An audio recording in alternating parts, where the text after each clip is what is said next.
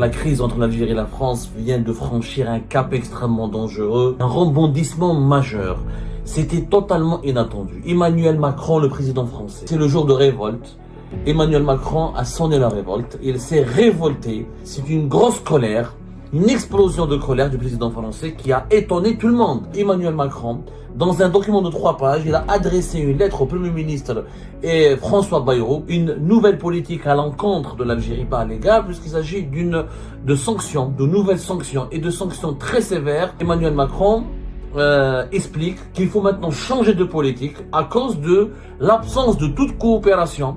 Il faut la suspension officielle de l'accord de 2013, c'est-à-dire que les diplomates algériens, les détenteurs de passeports diplomatiques algériens ne pourront plus venir en France sans visa. L'accord a été officiellement suspendu. Par contre, ce qui est encore nouveau, je demande, voilà ce que dit Emmanuel Macron, il demande à ce que les autorités françaises sollicitent la solidarité européenne et empêchent les responsables algériens d'accéder au territoire, à l'espace Schengen sans visa. Et de consulter la France pour la délivrance des visas de court séjour pour les responsables algériens et les passeports visés par cet accord. Les dirigeants algériens ont trouvé une parade. Ils veulent passer par l'Italie, par l'Espagne. Sauf que maintenant, la France va saisir, va actionner une clause de solidarité entre les pays européens.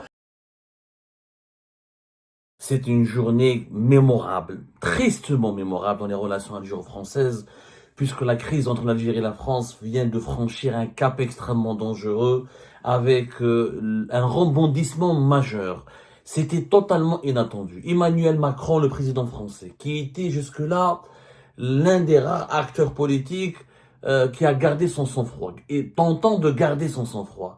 Il faut le dire, Emmanuel Macron, depuis le début de la crise entre l'Algérie et la France à la fin du mois de juillet 2024, il a toujours essayé de se montrer conciliant, diplomate, bienveillant, tentant de trouver le compromis avec les autorités algériennes et les dirigeants algériens. Il a maintenu le contact avec Abdelmadjid Tebboune, il a maintenu des bonnes relations personnelles avec Abdelmadjid Tebboune, le président algérien. Il a même entamé à maintes reprises des pourparlers avec Abdelmadjid Tebboune pour trouver des solutions à l'amiable, pour régler à l'amiable les différents problèmes et les tensions qui opposent l'Algérie à la France. Aujourd'hui, le 6 août 2025, c'est le jour de révolte. Emmanuel Macron a sonné la révolte. Il s'est révolté. C'est une grosse colère, une explosion de colère du président français qui a étonné tout le monde.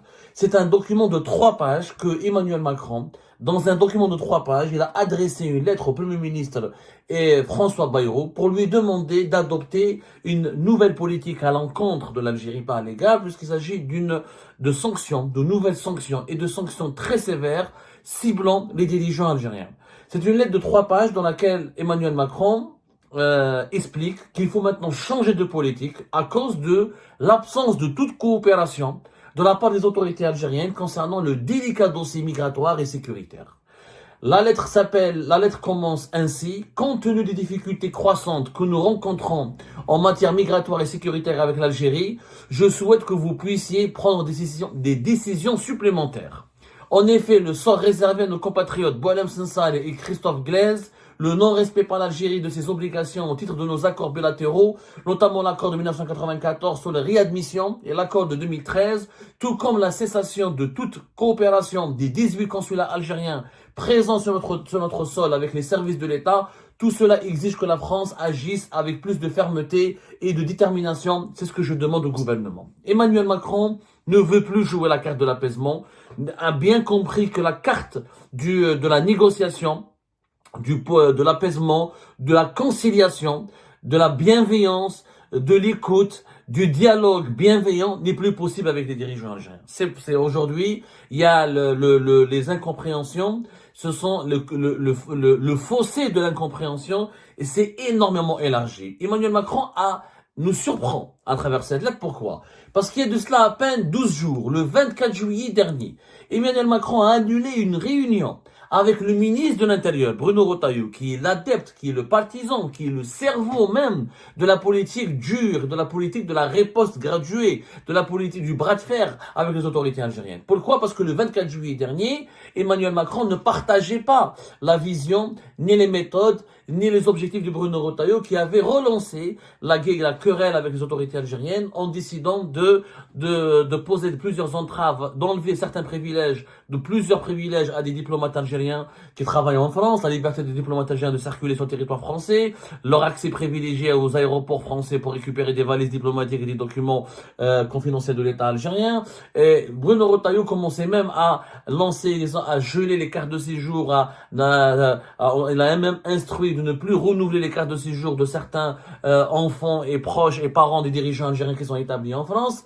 C'était la politique que Bruno Retailleau avait déclaré la guerre, avait relancé. Dès le départ, dans une optique de Bruno Retailleau, dès le départ, est dans une optique de bras de fer, de guerre politique et diplomatique contre les autorités algériennes. Jusque-là, Emmanuel Macron s'était tenu à l'écart. Il a prouvé certains aspects de la politique, de la riposte graduée, de la politique dure, ou de la politique musclée à l'égard des dirigeants algériens de Bruno Retailleau, mais il n'approuvait pas l'essentiel de son esprit initial, c'est-à-dire l'esprit de se bagarrer, de se quereller, de faire d'affronter les autorités algériennes, cette logique d'affrontement en permanence. Mais Emmanuel Macron n'en voulait pas. Il n'en voulait pas. D'ailleurs, c'est lui qui avait, en tant que président de la République ici en France, avait mis son veto à plusieurs projets qui ont été proposés, qui ont été mis sur la table pour sanctionner les intérêts des autorités de l'État algérien en France, pour sanctionner directement les intérêts algériens en France et pour cibler et pour exercer des pressions pour directement toucher aux intérêts des dirigeants algériens. L'accord de 68, sa révision, lui, il a dit non. La suppression totale des visas pour les familles et les dirigeants algériens, lui, il a dit non. Le gel total de la délivrance des visas pour les ressortissants algériens, comment il s'appelle, Emmanuel Macron, le président français, il a dit non. Il avait dit non à pas mal de mesures qui étaient qualifiées de radicales et d'extrêmement anti-algériennes et de violentes, très violentes, violemment anti-algériennes. Aujourd'hui, début du mois d'août, ça a changé. Pourquoi Emmanuel Macron a changé? Parce que la pression migratoire, elle a été terrible. Le chantage migratoire utilisé par les autorités algériennes, il a fait des effets désastreux en France. Depuis pratiquement une année, l'Algérie n'accorde plus aucun laissez-passer consulaire. On est passé de 40% pratiquement de taux de délivrance des laissez-passer consulaires à moins de 4%. Vous imaginez, ce sont des milliers de migrants en situation régulière, surtout, certains sont impliqués dans des actes de délinquance. Dans des actes d'insécurité. Certains ont commis des crimes graves, des actes d'insécurité extrêmement graves. Ce sont plusieurs milliers, le chiffre, on parle de plus de 30 000 ressortissants algériens que la France veut expulser, et les autorités algériennes ont bloqué toute coopération. Ça, c'est vrai. Faut dire la vérité, moi je suis objectif, les autorités algériennes ont bloqué tous les laissez-passer consulaires. C'est le chantage migratoire. Plus aucun. L'Algérie, non seulement ne délivre pas de laissez-passer consulaire, mais elle renvoie par la France tout ressortissant algérien expulsé par les autorités françaises sans passer par une autorisation consulaire, une délivrance, sans passer par le fameux laissez-passer, l'autorisation délivrée, une autorisation, un document délivré par les différents services du consulat d'Algérie déployés sur le territoire algérien. Donc, cette bombe migratoire, elle a explosé à la figure d'Emmanuel Macron. Aujourd'hui, en été 2025, les élections locales, c'est bientôt en France, c'est en 2026. Il y a une pression énorme de l'extrême droite sur ce sujet. Même la droite, je dis bien, même la droite classique française qui est modérée, elle est mise sous pression. Il y a l'opinion publique française. Il faut dire la vérité. Les Françaises et les Français en général sont extrêmement angoissés par l'ampleur importante que prend l'immigration irrégulière algérienne sur le sol français. Dans les villes françaises, dans les grandes villes françaises, soit Lyon, Paris, Toulouse, Bordeaux, allez-y, là où vous voulez, il y a des groupes importants de mineurs algériens isolés, de jeunes algériens haraga, des vendeurs de cigarettes, des jeunes perdus, etc., des livreurs, etc. Ils sont partout dans les villes françaises. Il y a vraiment, et l'opinion publique française, alors, c'est une théorie, ce sont des qualificatifs, bien sûr, utilisés par les tenants de l'extrême droite et de la droite dure ici en France, mais ces qualificatifs et ces vocabulaires correspondent, qu'on le veuille ou non, à une certaine réalité. Il y a une explosion du fait migratoire algérien en France. les immigrés, les haragas algériens depuis 2020, 2021, 2022, quand ils partent en Espagne, des milliers chaque année, on estime qu'à 30 000 à 40 000 personnes, ils quittent chaque année le territoire algérien de façon clandestine pour rejoindre l'Espagne ou par les routes, par le circuit de la Turquie, la Grèce, etc. Ils vont tous en France. Les Algériens ne restent pas en Espagne, ne restent pas en Italie, ils vont tous en France parce qu'ils maîtrisent la langue, parce qu'ils ont des parents en France, et parce que la France a un système social beaucoup plus généreux qu'en Italie, qu'en Espagne, qu'en Allemagne et ailleurs, et que les papiers français sont l'objectif fondamental des migrants algériens. Donc, il y a une explosion du fait migratoire. Malheureusement, et bien sûr, parmi ces migrants algériens, il y a énormément de jeunes Algériens qui se sont intégrés, qui travaillent, qui sont corrects, qui s'habillent correctement, qui ne foutent pas la merde, qui ne s'aiment pas la zizanie, qui ne sont pas une menace contre l'ordre public, ils gagnent leur vie, ils font livreur, ils font Uber, ils font etc.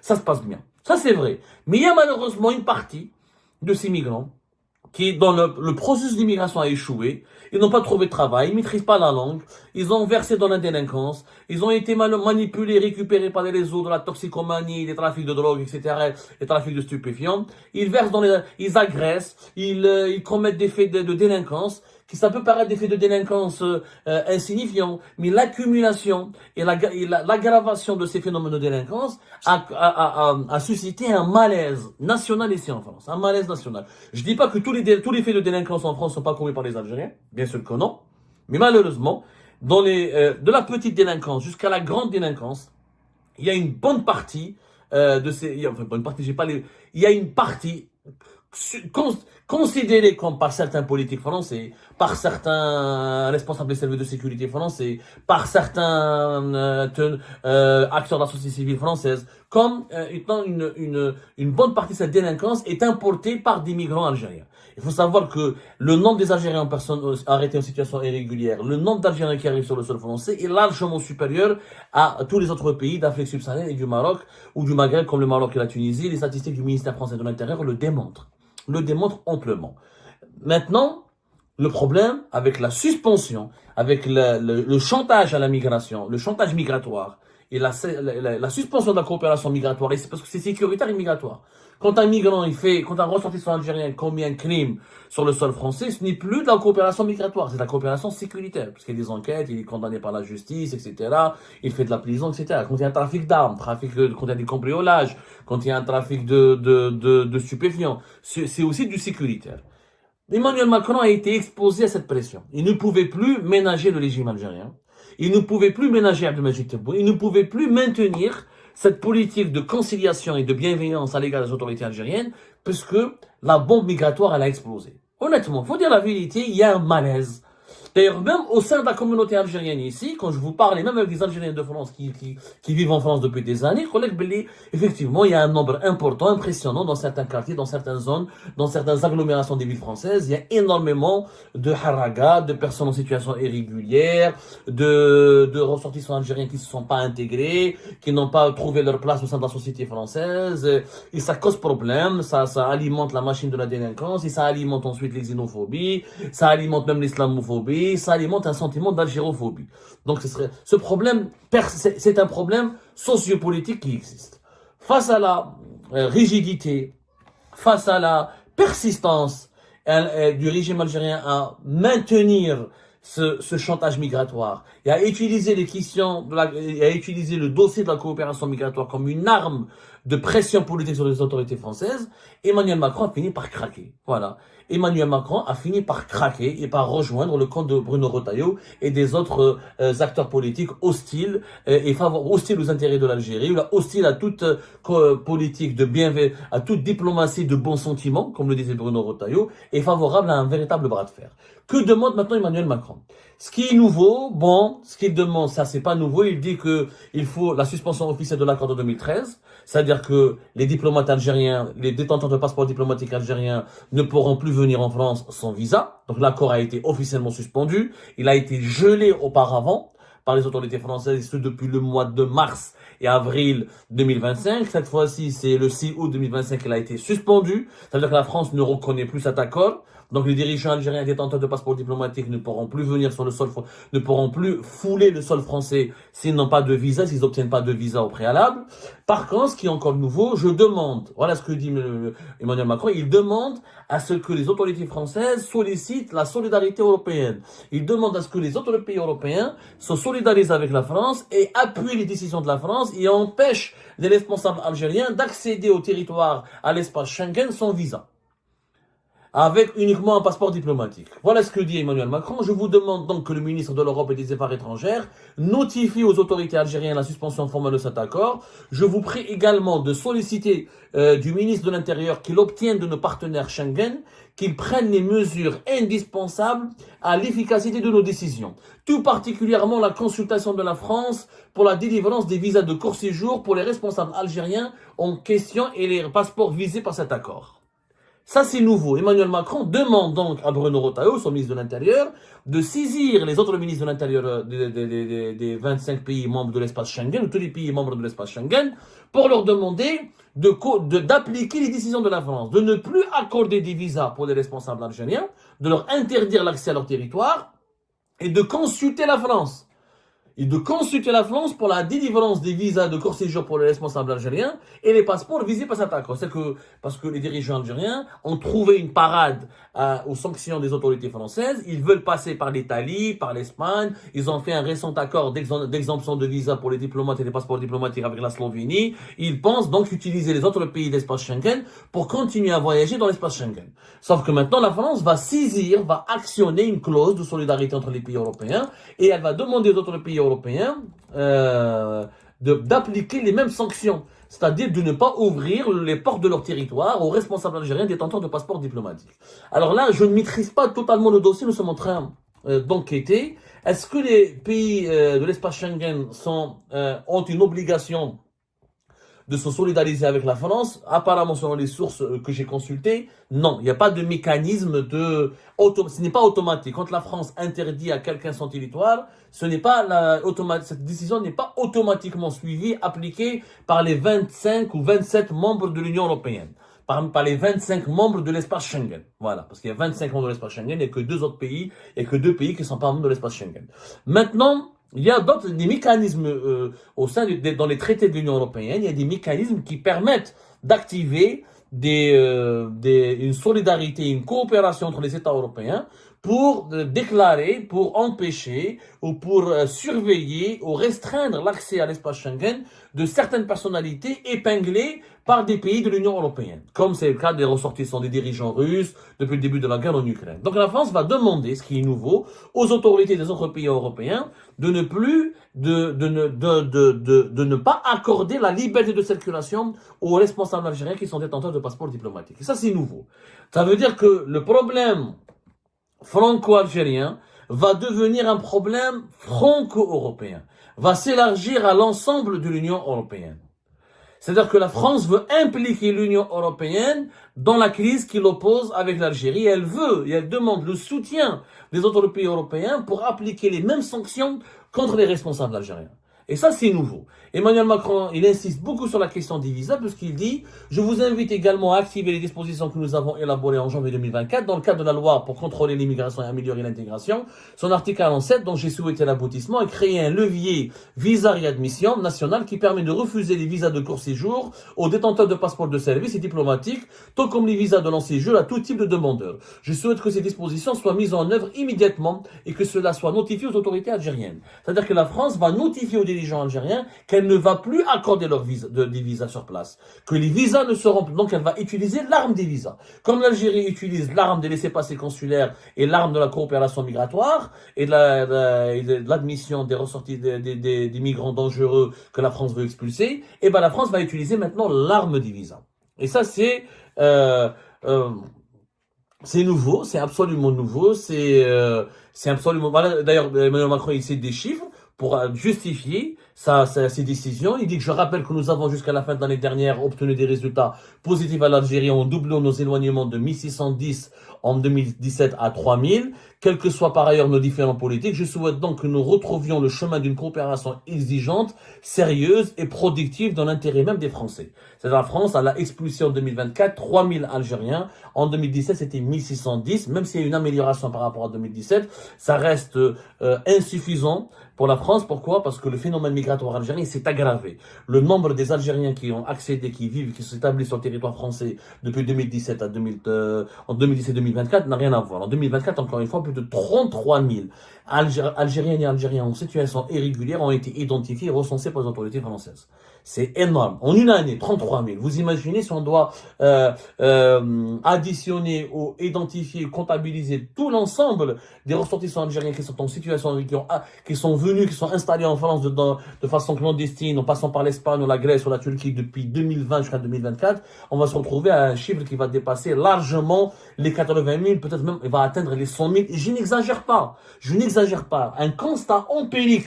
Il faut vraiment sortir dans les rues de Lyon, de Paris, de Bordeaux, de Toulouse. Il y a une présence migratoire algérienne de plus en plus forte.